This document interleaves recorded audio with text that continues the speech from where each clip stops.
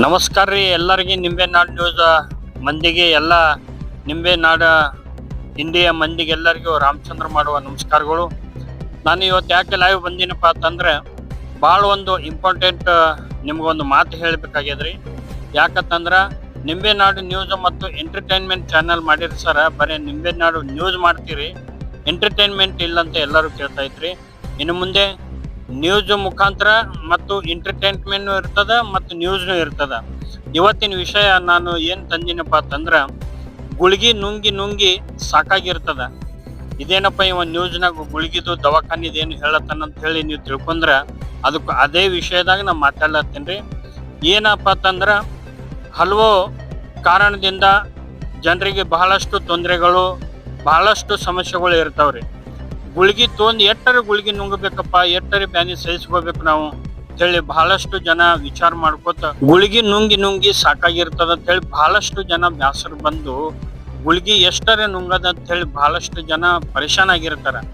ಅದಕ್ಕ ನಮ್ಮ ಇಂಡಿ ತಾಲೂಕಿನಾಗೆ ಅಂಥದ್ದೊಂದು ಗುಳಿಗೆ ನುಂಗಲಾರ್ದೇನೆ ಇಂಜೆಕ್ಷನ್ ಮೇಲೆ ನಿಮಗೆ ಯಾವ ತರ ಕಾಯಿಲೆ ಅದ, ಯಾವ ತರ ಬ್ಯಾನಿ ಬ್ಯಾಸರ, ಯಾವ ತರ ನೀವು ಎದಕ್ಕೆ ಗುಳಿಗೆ ತಗೊಂಡು ನಿಮ್ಗೆ ಬ್ಯಾಸರ ಅಲ್ಲತ್ತದ ಅಂಥದ್ದು ಚೂಜಿ ಮೇಗೇನೆ ಕಡಿಮೆ ಮಾಡುವಂತ ಡಾಕ್ಟರ್ಗಳು ಇಂಡಿದಾಗೆ ಬಂದಾರ. ಹೌದ್ರಿ, ಇಲ್ಲೇ ನಮ್ಮ ಸ್ಪಂದನ ಆಸ್ಪತ್ರೆ ಅಂತ ಇಂಡಿದಿಂದ ಒಂದು 2-3 ಕಿಲೋಮೀಟರ್ದಾಗ ಒಂದು ದೊಡ್ಡ ಆಸ್ಪತ್ರೆ ಅದ. ಆ ಆಸ್ಪತ್ರೆ ಒಳಗ ಒಬ್ರು ಹೆಣ್ಮಕ್ಳು ಡಾಕ್ಟರ್ ಅದಾರ. ಅವ್ರ ಹೆಸರು ಅವರೇ ತಮ್ಮ ಹೆಸರು ಅವ್ರ ಪರಿಚಯ ನಿಮ್ಗೆ ಕೊಡ್ತಾರ.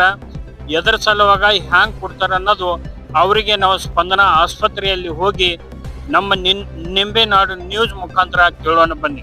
ಎಲ್ಲರಿಗೂ ನಮಸ್ಕಾರ. ನಾನು ಡಾಕ್ಟರ್ ಶಾಂತಲಾ ಪಾಟೀಲ್ ಅಂತ. ನಾನು ಬಿಜಾಪುರದಿಂದ ಇಂಡಿ ಸ್ಪಂದನ ಆಸ್ಪತ್ರೆಗೆ ಪ್ರತಿ ಭಾನುವಾರ ಪೇನ್ ಮ್ಯಾನೇಜ್ಮೆಂಟ್ ಕ್ಲಿನಿಕ್ಕಿಗೆ ಬರ್ತಾ ಇದ್ದೀನಿ.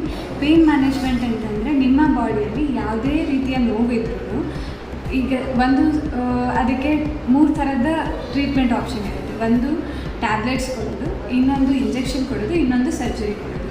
ಸೊ ಟ್ಯಾಬ್ಲೆಟ್ ಕೊಡೋದು ಮತ್ತು ಸರ್ಜರಿ ಮಾಡೋದು ನಿಮಗೆಲ್ಲ ಗೊತ್ತಿರುತ್ತೆ. ಆದರೆ ಇಂಜೆಕ್ಷನ್ ಕೊಡೋದು ಏನಂದರೆ ಟ್ಯಾಬ್ಲೆಟ್ ತುಂಬ ವರ್ಷದಿಂದ ನುಂಗ್ತಾ ಇರ್ತಾರೆ, ಇಲ್ಲ ಕೆಲವೊಬ್ಬರಿಗೆ ಸರ್ಜರಿ ಹೇಳಿರ್ತಾರೆ ಆದರೆ ಪೇಷಂಟ್ ಸರ್ಜರಿಗೆ ಒಪ್ಕೊಂಡಿರಲ್ಲ ಅಥವಾ ಸರ್ಜರಿಗೆ ಫಿಟ್ ಇರಲ್ಲ ಅಥವಾ ಇನ್ನೂ ಆ ಸರ್ಜರಿಗೆ ಅವಶ್ಯಕತೆ ಇರಲ್ಲ.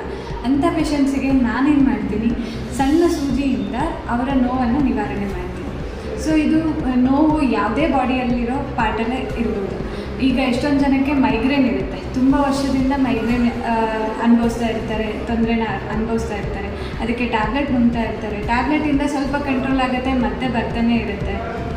ಅವರಿಗೆ ನಾವೇನು ಮಾಡ್ಬೋದು, ಬೊಟಾಕ್ಸ್ ಇಂಜೆಕ್ಷನ್ ಟ್ರೀಟ್ಮೆಂಟ್ ಇರುತ್ತೆ, ಅಥವಾ ಇನ್ನೊಂದು ಗ್ರೇಟರ್ ಆಕ್ಸಿಪಿಟಲ್ ನರ್ವ್ ಇಂಜೆಕ್ಷನ್ ಇರುತ್ತೆ. ಈ ಥರ ತುಂಬ ಆಪ್ಷನ್ಗಳಿರುತ್ತೆ.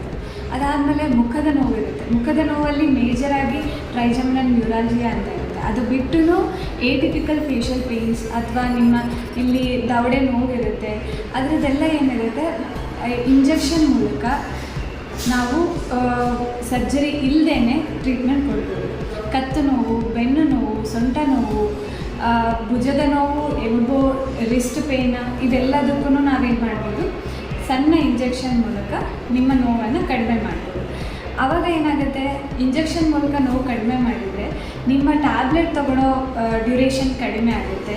ಆ್ಯಂಡ್ ಇಷ್ಟು ವರ್ಷದಿಂದ ಎಷ್ಟೊಂದು ಜನ 4-5 ವರ್ಷದಿಂದ 10 ವರ್ಷದಿಂದ ನಾನು ಟ್ಯಾಬ್ಲೆಟ್ ನುಂಗ್ತಾನೆ ಬಂದಿದ್ದೀನಿ. ನನಗೆ ಟ್ಯಾಬ್ಲೆಟ್ ನುಂಗಿ ಸಾಕಾಗಿದೆ, ನನಗೆ ಏನಾದರೂ ಮಾಡಿ ಹೆಂಗಾದರೂ ಕಡಿಮೆ ಮಾಡಿ ನನಗೆ ಟ್ಯಾಬ್ಲೆಟ್ ನುಂಗೋದಿಲ್ಲ ಅಂತ ಹೇಳ್ತಾರೆ.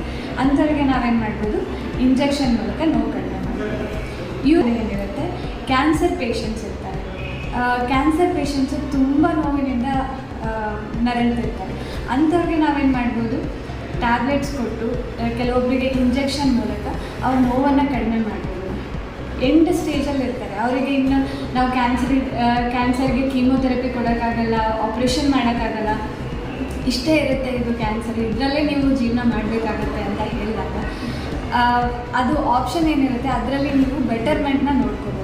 ಅಂದರೆ ಇನ್ನು ನಾವು ನೋವಿಲ್ಲದೇ ಆರಾಮಾಗಿ ನಮ್ಮ ಉಳಿದಿರೋ ಜೀವನವನ್ನು ನಾವು ಕಳೀಬೋದು. ನೋವು ಇಲ್ಲದೇ ನಾವು ನಮ್ಮ ಜೀವನವನ್ನು ಎಷ್ಟು ದಿನ ಇರ್ತೀವೋ ಅಷ್ಟು ದಿನ ನೋವಿಲ್ಲದಂಗೆ ನಾವು ಕಳೀಬೋದು. ಆ ಥರ ಒಂದು ಆಪ್ಷನ್ ಇರುತ್ತೆ. ಅದು ಎಂಡ್ ಸ್ಟೇಜಲ್ಲಿ ಬರಬೇಕಂತ ಏನಿಲ್ಲ. ನಿಮಗೆ ಕ್ಯಾನ್ಸರ್ ಡಿಟೆಕ್ಟ್ ಆದಾಗಿಂದನೂ ನಾವು ಅದಕ್ಕೆ ನಿಮ್ಮ ಜೊತೆ ಇದ್ದು ನಾವು ಹೆಲ್ಪ್ ಮಾಡ್ತೀವಿ. ನಿಮಗೆ ಏನು ಸೈಕಲಾಜಿಕಲಿ ಕೌನ್ಸಿಲಿಂಗ್ ಬೇಕು, ನಿಮಗೆ ಕೆಲವೊಬ್ಬರಿಗೆ ಅಕ್ಸೆಪ್ಟ್ ಮಾಡ್ಕೊಳಕ್ಕಾಗಲ್ಲ, ಅಲ್ಲಿಂದ ಹಿಡಿದು ನಾವು ಕೊನೆವರೆಗೂ ಅವರಿಗೆ ಏನು ಮಾಡ್ತೀವಿ, ಪೆಲಿಯೇಟಿವ್ ಕೇರ್ ಅಂತ ಇರುತ್ತೆ, ಕ್ಯಾನ್ಸರ್ ಅನಾಲ್ಜೆಸಿಯಾ ಮ್ಯಾನೇಜ್ಮೆಂಟ್ ಇರುತ್ತೆ, ಅದೆಲ್ಲನೂ ನಾವು ಮಾಡ್ತೀವಿ. ಏನು ಡೈಲಿ ತೊಗೋಬೇಕಾ ಅಥವಾ ಏನು ಯಾವ ಥರ ಇಂಜೆಕ್ಷನ್? ಅದು ಇಂಜೆಕ್ಷನ್ ಡೈಲಿ ತೊಗೊಳೋದಿರಲ್ಲ, ಅದಕ್ಕೇನೆ. ಯಾಕೆ ಅಂತಂದರೆ ನಿಮಗೆ ಟ್ಯಾಬ್ಲೆಟ್ ಡೈಲಿ ತೊಗೊಳೋದಿರುತ್ತೆ, ಅದರಿಂದ ನಿಮಗೆ ಮುಕ್ತಿ ಸಿಗಬೇಕು ಅಂತಲೇ ನಾವೇನು ಮಾಡ್ತೀವಿ, ಇಂಜೆಕ್ಷನ್ ಹೇಳಿರ್ತೀವಿ. ಈಗ ಒಂದೊಂದು ನೋವಿಗೆ ಒಂದೊಂದು ಥರ ಇಂಜೆಕ್ಷನ್ ಇರುತ್ತೆ. ಕೆಲವೊಂದಕ್ಕೆ ಏನಿರುತ್ತೆ, ನಿಮ್ಮ ಟ್ಯಾಬ್ಲೆಟಿಂದ ಆ ನೋವು ಕಡಿಮೆ ಆಗಿರಲ್ಲ, ಆವಾಗ ನಾವು ಯಾವ ಭಾಗದಲ್ಲಿ ನೋವಿರುತ್ತೋ ಆ ಭಾಗವನ್ನು ನಾವು ಅಲ್ಟ್ರಾಸೌಂಡ್ ಅಥವಾ ಎಕ್ಸ್ರೇ ಮಷೀನಲ್ಲಿ ಆ ಭಾಗನ ನೋಡಿಬಿಟ್ಟು ಅಲ್ಲೇ ನಾವು ಇಂಜೆಕ್ಷನ್ ಕೊಡ್ತೀವಿ. ಒಂದು ಇಂಜೆಕ್ಷನಲ್ಲೇ ನಿಮ್ಮ ನೋವು ಕಡಿಮೆ ಆಗುತ್ತೆ. ಅದರಲ್ಲಿ ಸ್ವಲ್ಪ ಮಟ್ಟಿಗೆ ಏನಾದರೂ ಉಳಿದ್ರೆ ಆವಾಗ ನೀವು ಒಂದೇ ಟ್ಯಾಬ್ಲೆಟಿಂದ ಅಥವಾ 2 ಟ್ಯಾಬ್ಲೆಟಿಂದ ನೋವನ್ನು ಪೂರ್ತಿಯಾಗಿ ಕಡಿಮೆ ಮಾಡ್ತೀವಿ. ಒಂದು ಆಪ್ಷನ್ ಇದೆ, plasma therapy, platelet rich plasma therapy ಅಂತ. ಇದು ಏನು ಡಿಜನರೇಟಿವ್ ಕಂಡೀಷನ್ಸ್ ಇರುತ್ತೆ, ನಿಮ್ಮ ಮೊಣಕಾಲು ಸವ್ದೋಗಿದೆ ಅಥವಾ ಆ್ಯಂಕಲ್ ಜಾಯಿಂಟ್ ಅಂತ ಹೇಳ್ತೀವಿ, ಹಿಮ್ಮಡಿ, ಅದು ಸವ್ದೋಗಿದೆ ಅಂತ ಅಂದರೆ, ಬೇರೆ ಯಾವುದೇ ಭಾಗದಲ್ಲಿ ಸವ್ದೋಗಿದೆ, ಸವಕಳಿಕೆ ಶುರುವಾಗಿದೆ ಅಂದಾಗ ನಾವೇನು ಮಾಡ್ತೀವಿ, ಅಲ್ಲಿಗೆ ವರ್ಷಕ್ಕೊಮ್ಮೆ ಅಥವಾ 6 ತಿಂಗಳಿಗೊಮ್ಮೆ ಒಂದು PRP ಇಂಜೆಕ್ಷನ್ ಅಂತ ಕೊಡ್ತೀವಿ. ಅದರಿಂದ ನಿಮಗೇನಾಗುತ್ತೆ, ಆಲ್ರೆಡಿ ಸೌದೋಗಿರೋ ಕಾರ್ಟಿಲೇಜ್, ಗುಜ್ಜು ಅಂತ ಹೇಳ್ತೀವಲ್ಲ, ಆ ಕಾರ್ಟಿಲೇಜ್ ಮತ್ತೆ ಸ್ವಲ್ಪ ಬೆಳವಣಿಗೆ ಆಗ್ತಾ ಹೋಗುತ್ತೆ. ಆವಾಗ ನಿಮ್ಮ ಮೊಣಕಾಲಿನ ನೋವು ಅಥವಾ ಹಿಮ್ಮಡಿ ನೋವು ಅದೆಲ್ಲ ಕಡಿಮೆ ಆಗುತ್ತೆ. ಹೀಗೆ ತುಂಬ ಸುಮಾರು ಕಂಡೀಷನ್ ಇದ್ದಾವೆ. ಇನ್ನೊಂದು ಟೆನಿಸ್ ಎಲ್ಬೋ ಅಂತ ಬರುತ್ತೆ, ಪ್ಲಾಂಟರ್ ಫೇಶೈಟಿಸ್ ಅಂತ ಇರುತ್ತೆ. ಪ್ಲಾಂಟರ್ ಫೇಶೈಟಿಸ್ ಅಂತಂದರೆ ಬೆಳಿಗ್ಗೆ ಎದ್ದ ತಕ್ಷಣ ನಿಮಗೆ ಹಿಂಡ ನೋವು ಬರುತ್ತೆ. ಹಿಂಡ ನೋವು ಎಷ್ಟಿರುತ್ತೆ ಅಂತಂದರೆ ಎದ್ದ ತಕ್ಷಣ ನಿಮಗೆ ಕಾಲು ಇಡೋಕ್ಕಾಗಲ್ಲ, ಅಷ್ಟು ನೋವಿರುತ್ತೆ. ಕೆಲಸ ಮಾಡ್ತಾ ಮಾಡ್ತಾ ಇನ್ನೂ ಜಾಸ್ತಿ ನೋವು ಶುರುವಾಗುತ್ತೆ. ಅಂಥವ್ರಿಗೆಲ್ಲ ನಾವೇನು ಮಾಡ್ಬೋದು, ಪ್ಲಾಸ್ಮಾ ಥೆರಪಿ ಕೊಡ್ಬೋದು. ಪ್ಲಾಸ್ಮಾ ಥೆರಪಿ ಕೊಟ್ಟಾಗ ಏನಾಗುತ್ತೆ, ಎಲ್ಲಿ ನಿಮಗೆ ತೊಂದರೆ ಇದೆಯೋ, ಏನು ತೊಂದರೆ ಆಗಿದೆಯೋ ಅದನ್ನು ನಾವು ರಿವರ್ಸ್ ಮಾಡ್ತೀವಿ. ಎಲ್ಲಿ ನಿಮಗೆ ಇನ್ಫ್ಲಮೇಷನ್ ಇತ್ತು ಅಂತಂದರೆ ಇನ್ಫ್ಲಮೇಷನ್ ಕಡಿಮೆ ಮಾಡ್ತೀವಿ.